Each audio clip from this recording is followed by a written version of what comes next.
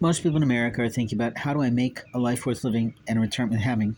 When we're doing that, we're also thinking about our love relationships, our partnerships, our profitable strategists, or basically the strategic alliances that allow us the opportunities we have in life. You see, there's very few individuals out there that make it into $1 million world without a partner, without a team, without a prosperous capability. What I mean is, if you don't have any talent, well, I can't help you with that because you chose not to discover what your true talent is, or you chose, for better or for worse, because of the economy, because of the establishment of industry, because of the actual reality of whether or not you can make a living at it, not to utilize it. But it never gives you the right to steal from another person's house. And I talk about this regularly because we have the Fourth Amendment, and the Fourth Amendment says, I have the right, or you have the right, to be secure in your paperwork, your property, and your personhood.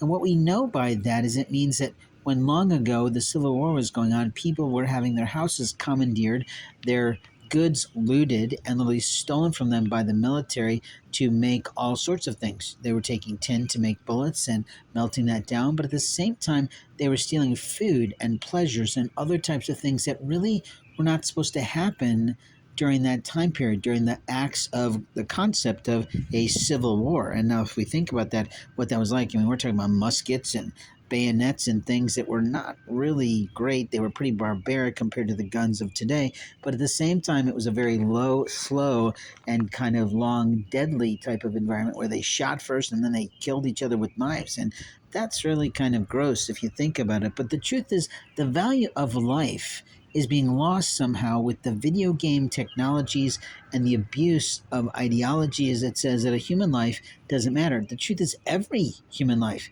in the world matters. Every child in America matters. But what makes me so frigging ill is watching the young parents who are having children who are having children. And what you see is verbal abuse of young children. What you observe is physical assaults by older siblings on young children, especially in the black community, who are driving through a shopping community and not being patient enough to allow the child to figure out how to open the door for them, which isn't really their responsibility, it's an adult's. And truthfully, being bombarded with a barrage of profanities and difficulties from an older child.